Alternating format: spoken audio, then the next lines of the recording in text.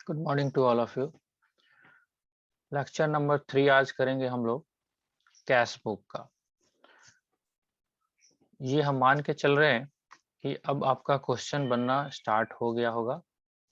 जो illustration number 1 या question number 1 जो आपने किया यस होगा सर। घर पे, वो होना शुरू हो गया होगा, राइट।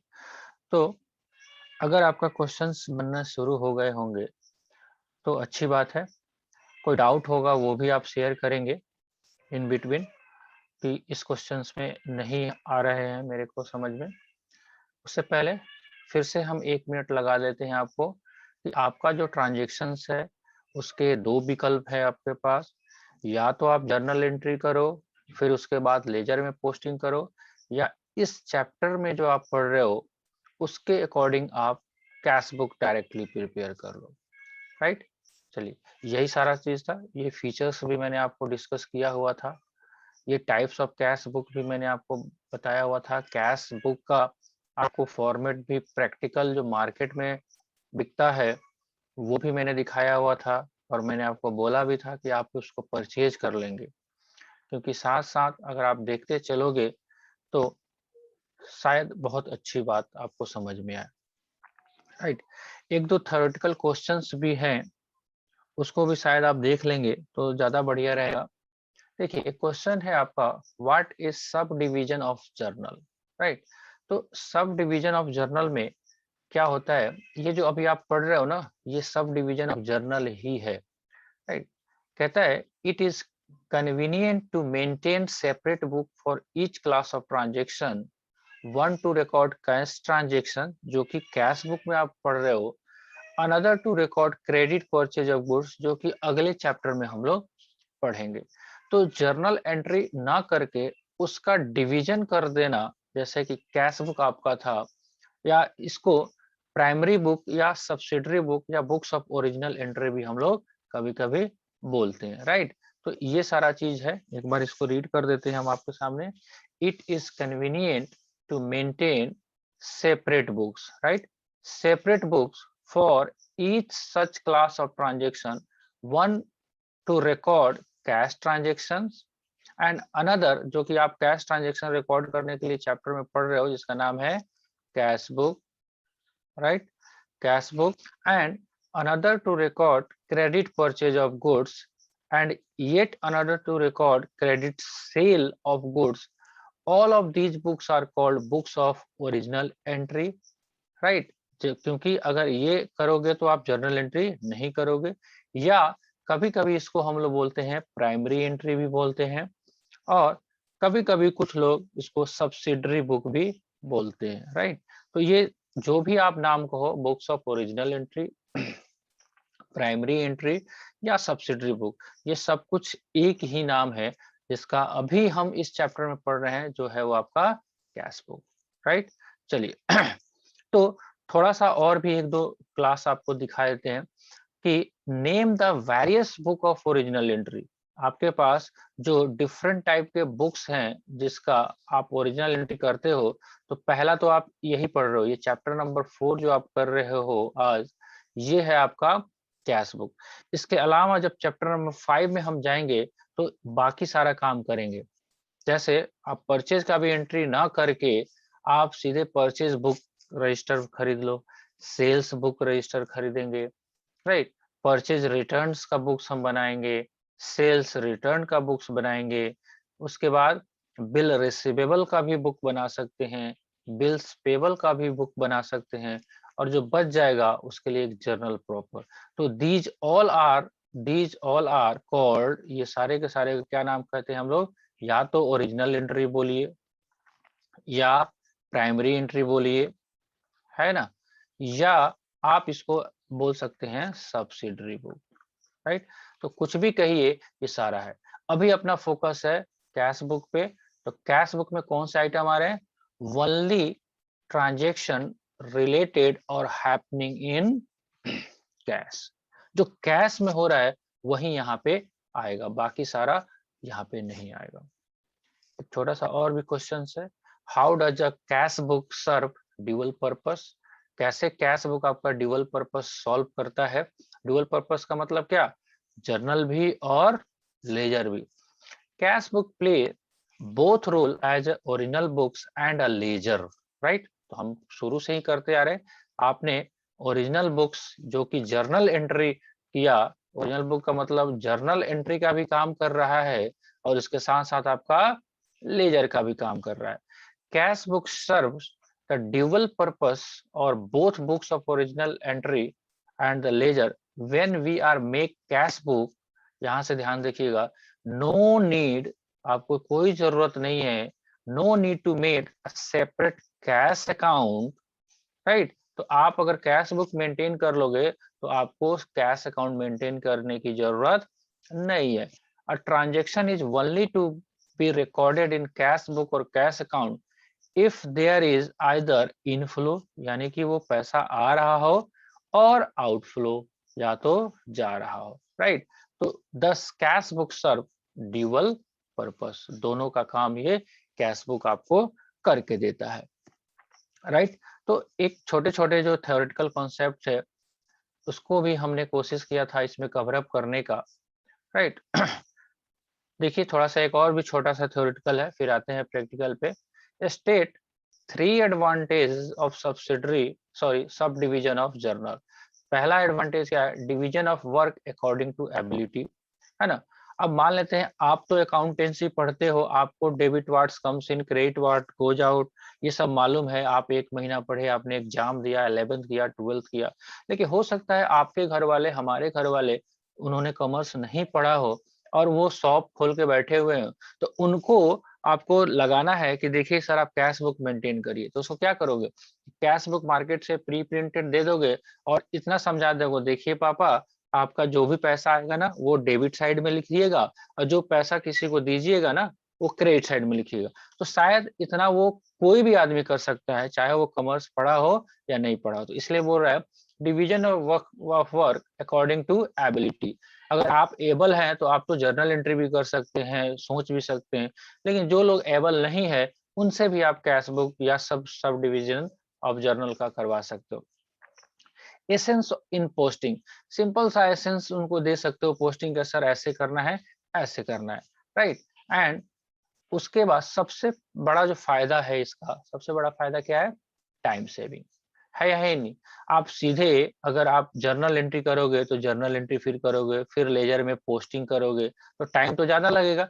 और डायरेक्टली आप कैश बुक अगर मेंटेन कर ले रहे हो तो शायद ये लेजर की तरह ही मेंटेन हो रहा है, तो कम से कम जर्नल एंट्री करने का जो टाइम है वो तो आपका सेव हो रहा है कि नहीं हो रहा है। तो कुछ एडवांटेजेस भी है, राइट।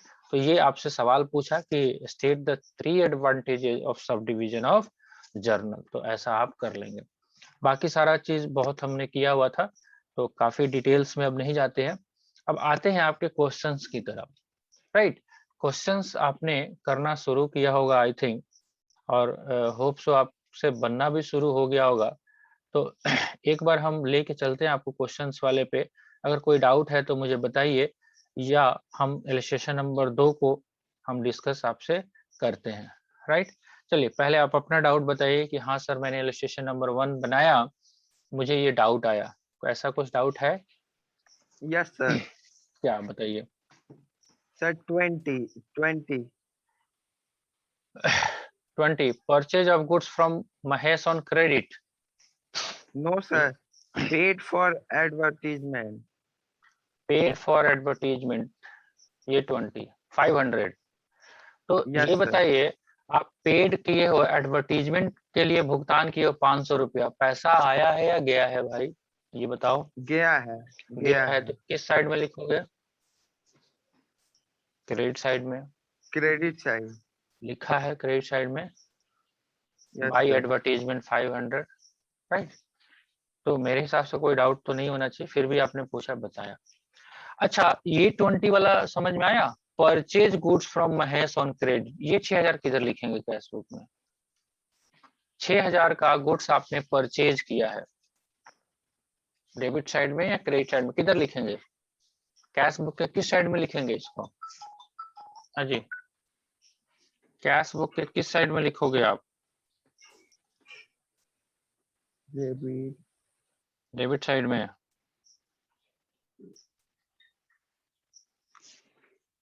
हाँ जी, बाकी लोग बताइए। ये वाला 20 तारीख का जो ट्रांजेक्शन है, purchase goods from Mahesh on credit, cash book के किस साइड में? ये 6000 पहले लिखा हुआ है कहीं? देखो तो कहीं पेमेंट किया है, कहीं 6000 लिखा हुआ है? एंट्री नहीं। क्यों नहीं होगा? ये क्यों का जवाब मुझे चाहिए। Why not?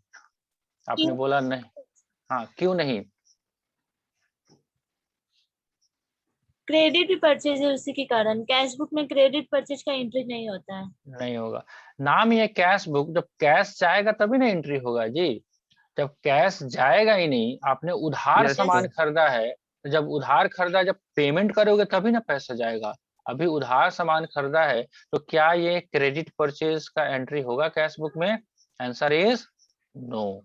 तो इसलिए ये नहीं होता है। No. तो आपको कंफ्यूज करेगा क्वेश्चन कि हाँ भाई साहब देखिए, सिंपल सा है बात।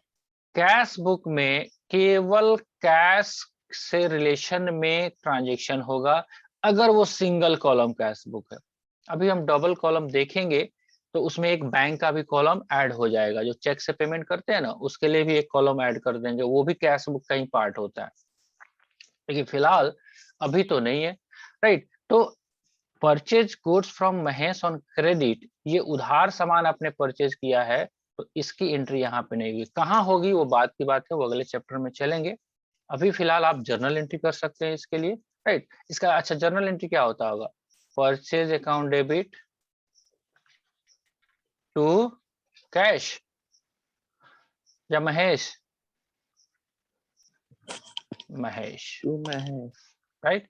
6000। महेश, तो कहीं पे भी कैश का पेमेंट हुआ नहीं यहाँ पे, तो इसका एंट्री जो कैश बुक में नहीं होगा। कैश बुक में entry, no entry, no entry in cash book, right.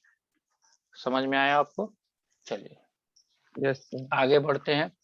तो अब आपके सामने अगर आपने कोशिश करना शुरू कर दिया, देखिए आप स्केल लेके सिंपल सा आप करोगे क्या, स्केल को लोगे आप और सिंपल अपने अभी कॉपी है उसी में कैश बुक आप बनाओगे। कैश बुक कुछ ऐसा बनाते हैं हम लोग, जो आपको दिखाई है फॉर्मेट। ऐसे लाइन खींचोगे, सिंपल लेजर की तरह ही तो दिखता है, राइट। दिखता है कि नहीं दिखता है? एक साइड डेबिट, एक साइड में क्रेडिट, एक यहाँ पे फोलियो का भी कॉलम दिया हुआ है और यहाँ पे एक डेट का दिया हुआ है, राइट। स्केल से थोड़ा बनाओगे तो सीधा सीधा बनेगा, डेट, डीआर और सीआर, राइट। यही बन रहा है। अब ये है, यहाँ पे आपका डेट एंटर्ड होगा, यहाँ पे रहेगा पार्टिकुलर और यहाँ पे फोलियो रहेगा, यहाँ पे अमाउंट रहेगा। फिर यहाँ पे डेट, पार्टिकुलर, फोलियो नंबर और अमाउंट रहेगा, राइट। यही तो कर रहे हैं। अब बाकी आप रिकॉर्डिंग करना शुरू कर लेते हैं। अब जैसे सेलिस्ट्रेशन नंबर सेकेंड ही है, क्वेश्चन नंबर 2 है, कह रहा है enter the following transaction of Mukherjee and brothers. किसका है बुक ये? मुखर्जी एंड ब्रदर्स का, in single column cash book. तो सिंगल कॉलम कैश बुक का फॉर्मेट आपके सामने आ गया। सिंपल सा बात है, 2020 में balance of cash in hand 50,000। तो ओपनिंग बैलेंस है तो क्या लिखेंगे यहाँ पे? 1 तारीख को, कौन सा महीना है, महीना नहीं बताया है तो जनवरी ही मान लेते हैं, 1/1/20 को ओपनिंग बैलेंस को क्या लिखते हैं हम? To balance BD, how much? 50,000, right. Simple सा बात है।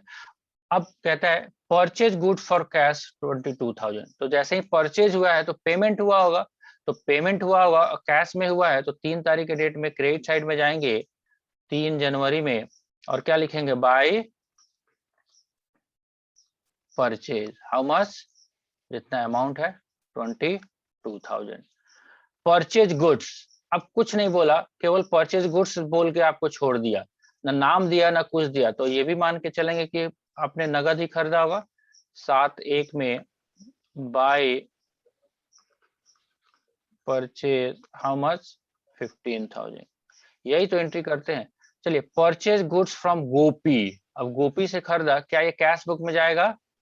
आंसर इज नो, क्योंकि आपने खरीदा इसको क्रेडिट, उधार खरीदा है, तो पेमेंट जिस दिन होगा उस दिन जाएगा। Purchase goods from Gopi for cash 10,000, तो 10,000 ये वाला जाएगा कब? 13 तारीख में। 13 तारीख में बाय परचेज 10,000। चलिए सोल्ड गुड्स 20,000 पैसा आएगा 15 तारीख में, to sales 20,000। Sold goods to Vishwakarma, तो अब विश्वकर्मा का नाम आ गया तो ये मान के चलते हैं क्रेडिट होगा, तो ये भी एंट्री इसका नहीं होगा। Sold goods to Raghunandan for cash, अब ये कैश में है तो चलिए एंट्री कर लेते हैं 20 तारीख को। 20/1 में आपका to sales how much 18,000। Received commission 25 तारीख में, तो 25/1 में टू कमीशन पैसा जो भी आया है डेबिट साइड में लिखते चल रहा है, how much 5,000। Rent paid rent यहाँ पे छूटा हुआ है 10,000 लिखा होना चाहिए था, तो यहाँ पे लिख दीजिए 30/1 में बाय रेंट 10,000, राइट। अब जो भी है डेबिट का क्रेडिट का बैलेंसिंग कर लीजिए, यहाँ पे डेबिट साइड जोड़िए और यहाँ पे क्रेडिट साइड को रफ में जोड़िए, जो भी बैलेंस आएगा उसको बाय बैलेंस सीडी कर लीजिए, हो गया बात खत्म। तो मुश्किल काम है क्या ये काम करना? मेरे हिसाब से तो नहीं, फिर भी अगर मुश्किल आता है आपको तो आप प्रैक्टिस करिए, चीजें आसान होगी। ठीक है जी, यस सर। और कोई समस्या डाउट? अभी इस पे क्वेश्चन नंबर 3 भी आपका सिंगल कॉलम कैश बुक पे ही है, क्वेश्चन नंबर 4 भी आपका सिंगल कॉलम कैश बुक पे ही है, 5 भी है,